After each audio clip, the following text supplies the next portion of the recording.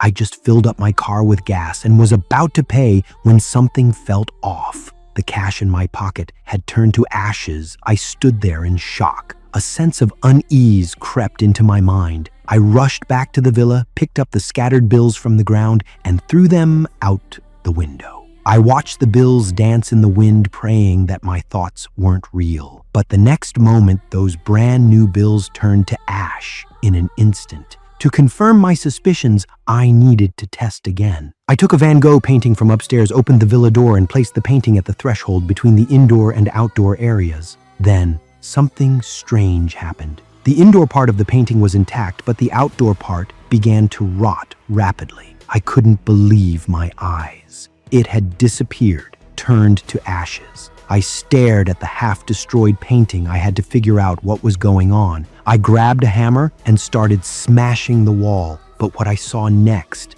made me stop in my tracks. The wall was filled with endless wires. I tore open the bedroom floor. There were even more wires below. I was still trying to process what I was seeing. Then I saw my wife, Kate, holding our son and walking toward the door. I rushed over to stop her, but she insisted on opening the door. I was so scared I dropped the hammer. I rushed toward the door. I was about to shout for them to come back, but some instinct made me hesitate. And I heard the baby crying outside. His delicate cheeks were red. Kate looked down. She saw our son's baby shoes rapidly decomposing. She panicked and shouted my name. Hearing her cries, my heart broke. I couldn't make a decision, but eventually I rushed to her side. I picked up our son and ran back inside. The infant shoes left on the ground instantly turned to ashes, but what happened next left both of us in shock. The infant I had just been holding in my arms